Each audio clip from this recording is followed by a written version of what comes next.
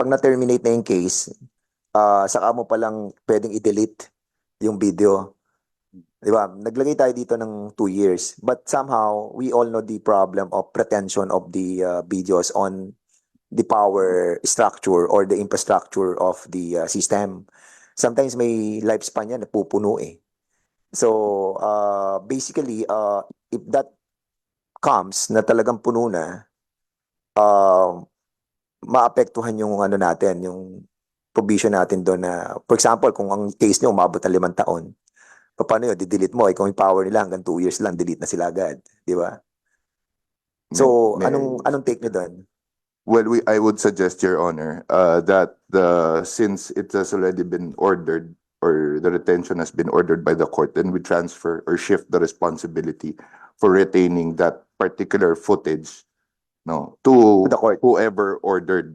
Okay. Not only the court, Your Honor, as I've said, also to maybe another law enforcement agency who has use for that footage, Your Honor. That's a good suggestion. Yes, That's good. Your Okay.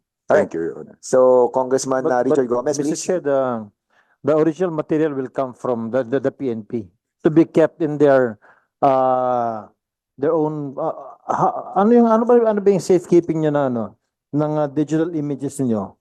Do you keep it in a cloud platform or do you have a bank for that? May vault ba kayo? How do you keep these images? Let them answer. PNP. I believe, sir, meron kaming server storage. Yung storage nung ano. And then yung sa server storage nyo, may redundancy ba yan? I'm not sure. I mean say dinodoble nyo ba yung pagtago ng ng digital images ninyo? Paano kasi yung digital images after some time nako-corrupt siya eh. That's why there's a reason that's why they always do redundancy. Pag gumawa sila nagtago sila ng digital images, dinodoble nila yung storage nila. Oh, yun yung backup file. Yes, sir. We usually do that sa aming mga system. May backup file kami, sir. Can we confirm, Mr. Chair, kung paano Actually, nila ginagawa yung pag-backup nila?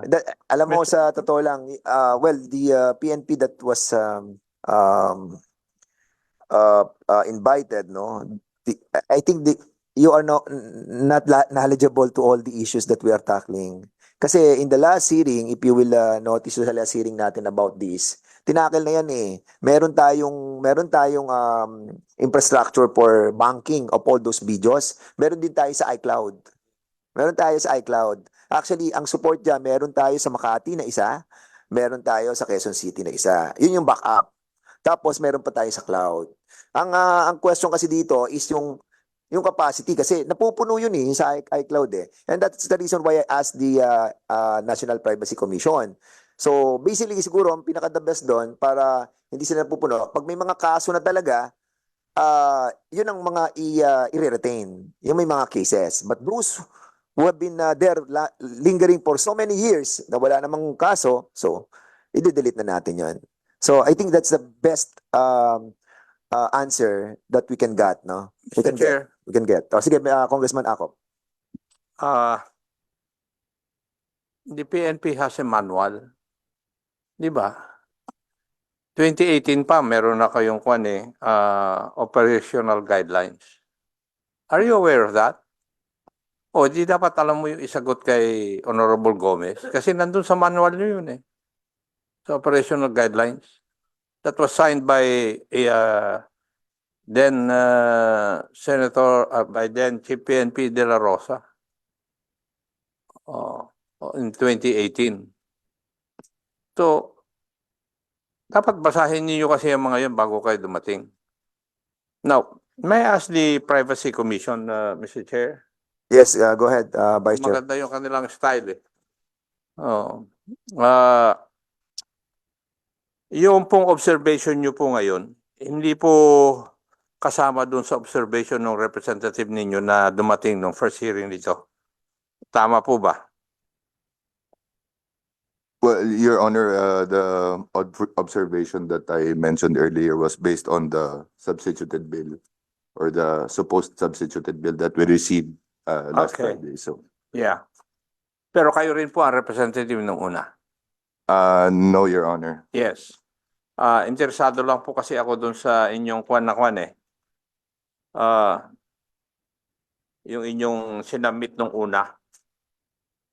Dito kailangan ni Honorable Rehencia. Yung recommendation ninyo, a provision on the conduct of a privacy impact assessment.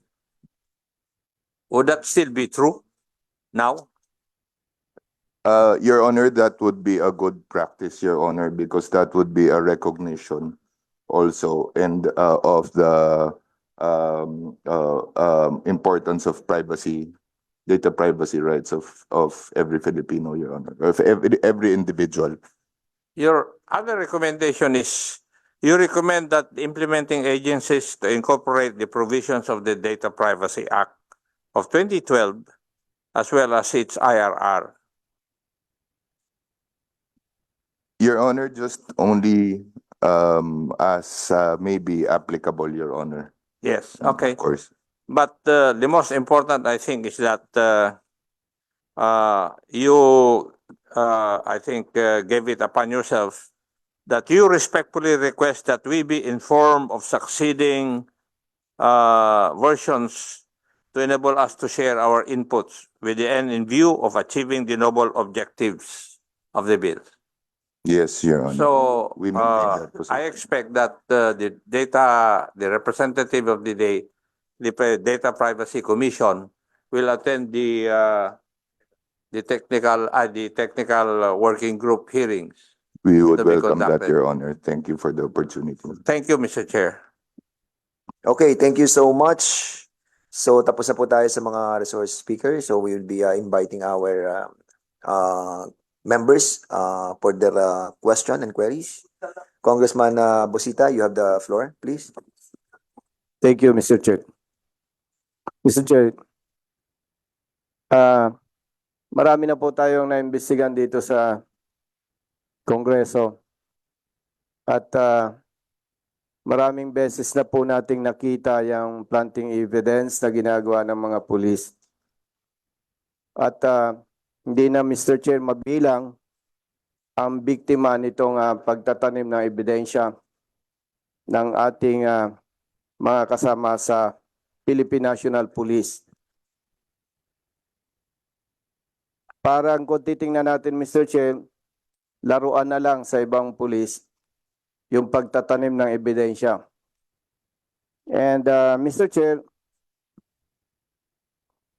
talagang pagtotoo kang public servant, talagang pwede natin sabihin nakakabwisit na yung ganitong ginagawa ng iba. Kasi po, hindi lang yung paglabag sa batas, nilalabag din yung karapatan ng mga biktima, sinisira ang buhay ng biktima, sinisira ang buhay ng pamilya, at sinisira ang PNP. And kung tatanungin po natin ang taong bayan, parang pag ang pag-uusapan ay planting evidence, parang hindi nakapani-paniwala yung issue na ina-address natin properly. Na may nagko-comment pa nga dyan, Mr. Chair, parang nasasayang lang daw yung oras ng ginagawa natin dito.